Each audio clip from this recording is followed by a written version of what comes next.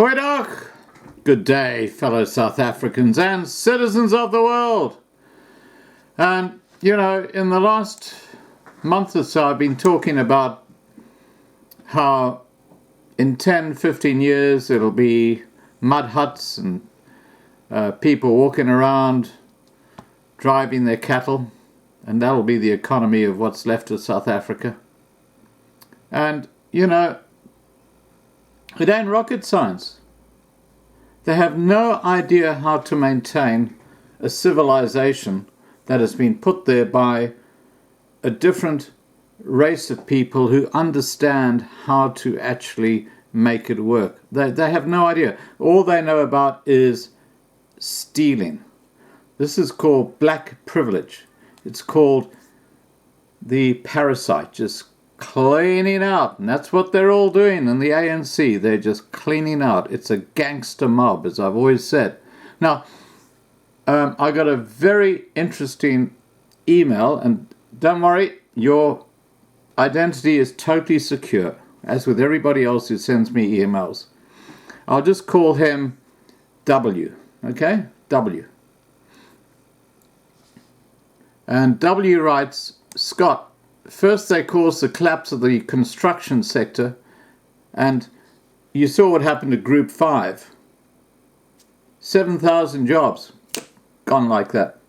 Many, many hundreds of contractors were not paid out because the South African government at all levels, from municipal all the way up to the government, were not paying their bills.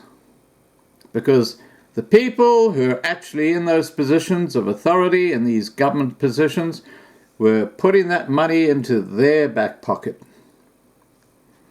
Yeah, that's you know, it's a gangster state. Just be aware, South Africa is a gangster state. Now, getting back to what W wrote.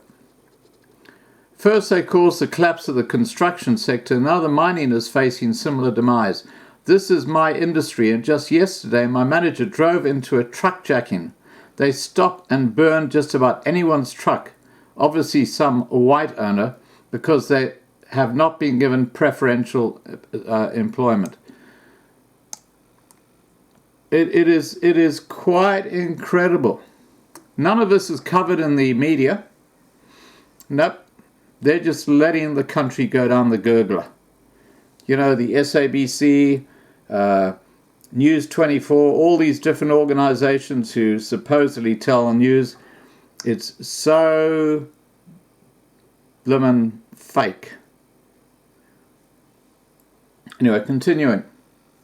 This guy says, I have employees that have been with me for years because we look after one another. They are trained, and although they only have Standard 6, they've been welding since the day that they left Standard 6. They are highly skilled and do it the way it must be done for me to take responsibility on the project.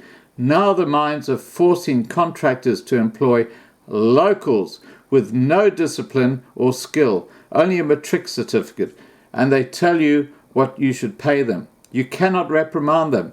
Then you're seen as racist, and they have only one thing in mind: delay the job and increase the pay. It's absolutely ridiculous. It's a country out of control, guys. I'm sorry about that.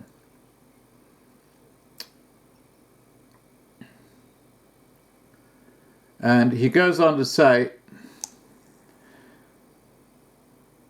in miningweekly.com, they say similar bullying tactics to those that are causing significant disruption in the South African construction industry are also affecting the mining industry. Mineral Council South Africa CEO Roger Baxter confirmed on Wednesday. Now, we know that Anglo Gold, Ashanti, is shutting down its operation in South Africa. And there was a time when it was probably about half the GDP of the whole of Africa, let alone South Africa. And of course, this very deep gold mine is working on a tiny margin today. And they just said, hey, with what's going on with Eskom and what's going on with the rest of this crap with BEE, we're getting out of here.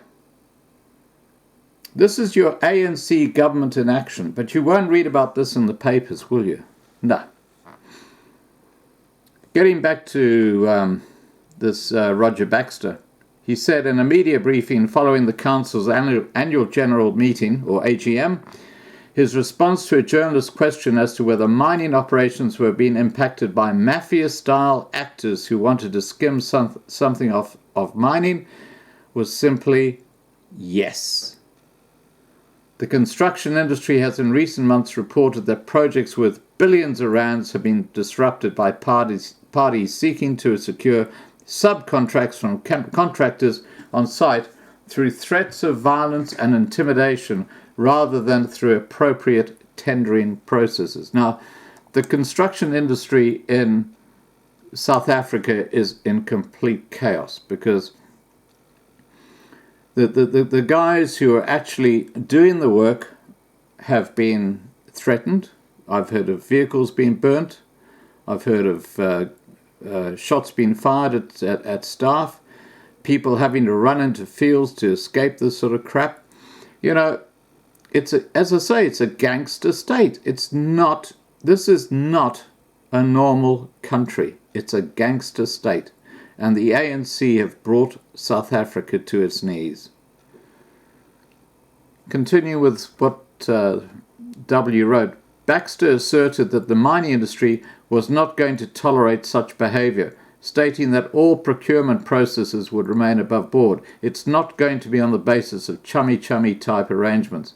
On the issues of community protests that also disrupt mining operations, Baxter noted that the extent to which the community discontent is owed to activities of the mining operations themselves, poor service delivery by ineffective municipalities, or simply deprivation and poverty is often unclear. Now, you know, I lived for many years in this beautiful Natal Midlands town called Escort. And it had a white council, a white mayor, a huge African population. It was a very, very safe and secure place to be. Everybody lived in harmony. Everybody had water. Everybody had electricity. Sewerage was never an issue. And like the rest of South Africa, just last week in Escort, a guy who was involved in catching Africans who were stealing cattle was shot dead in the middle of the street, in the middle of Escort, in the street that I used to walk up and down back in the 1980s. This is a reality of South Africa. It's a gangster state. The whole place is just.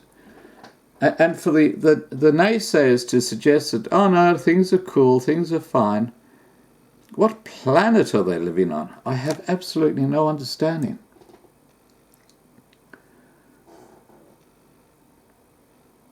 Anyway, getting back to this article. On the issue of community protests that also disrupt mining operations, Baxter noted that the extent to which the community discontent is owed to activities in the mining operations themselves, it is poor service delivery by ineffective municipalities or simply deprivation and poverty is often unclear. However, he added that communities have a lot of expectations. When you shut down a mine, you get noticed. When you shut down a community hall, it doesn't necessarily mean a difference if that municipality doesn't have programs that can really work. Baxter noted that the Minerals Council has taken 2 specific steps to address challenges pertaining to community unrest. The first being the board's adoption of a human rights framework based on the United Nations Guiding Principles on Business and Human Rights. The second is the establishment of 2 pilot offices in Mpumalanga and the Northern Cape so that the Council can be involved in addressing these issues of underdevelopment and conflict on the ground. He noted that through the Minerals Council's Coal Leadership Forum, a suggestion had been made for the industry to engage with the Department of Cooperation, Governance and Traditional Affairs to try and find workable solutions to some of the issues affecting communities. However, Baxter stressed that industry would not take on government's role and responsibilities. In line with that sentiment, during his AGM address, Mineral Council's president Mxolisi Mgojo, another BEE fellow. Wait, they pop up everywhere, don't they? Anyway, Mxolisi Mgojo commented that while the industry had been engaged with municipalities and their integrated development plans in relation to the fulfillment of social and labour plan obligations, the process had been frustrating. What he means is that the municipalities were doing nothing, diddly squat. They were all cleaning up. All their snouts were in the purse, the public purse, cleaning up. That's what's happening all over South Africa. It's called black privilege. Yeah. Black privilege. Parasites. So many of the local governments in mining areas do not have any engineering capacity, nor the ability to properly manage projects. The results are clear, with over 50 billion rand in unspent funds going back from municipalities to the National Treasury in 2017, he commented. Further, he said the erroneous perception that mining companies should carry the can for local community development has been reflected in the Department of Minerals Resources recently published Living and Housing Standard, which effectively abrogates the role of municipalities in mining-related communities and places the onus on mining companies. It's called passing the buck. Baxter noted that the Mineral Council was working on the assumption that mutually respected relationships are an essential basis for coexistence between mines and communities. To that end, the human rights framework will eventually become a mandatory part of the Mineral Council's membership compact. Baxter noted that the principles within the compact are not simply empty promises, but real commitments and practices that we as a Mineral Council will uphold and expect that our members will do the same. He added that the Council had terminated the membership of a former member, Cornfontein Mines, for breaching the compact. Baxter noted that the breach pertained to matters regarding state capture and would not comment further.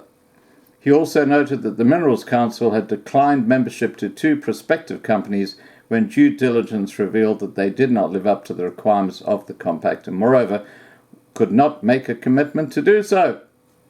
Baxter affirmed that the Mineral Council's undertakings were a clear indication that what we do and what we stand for as an industry will not be dictated by the lowest common denominator.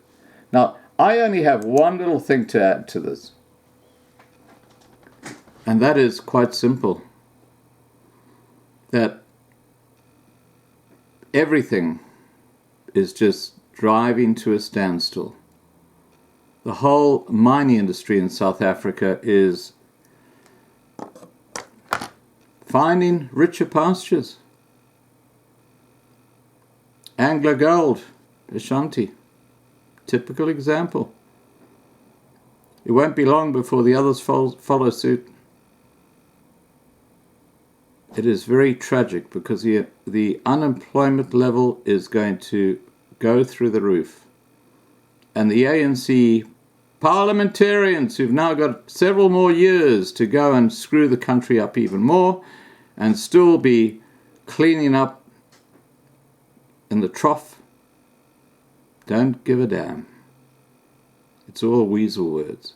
All right, guys. Please remember to subscribe to be kept informed. W, thank you for your post or your email. Ring the bell to get the updates, and have a great day. Bye for now.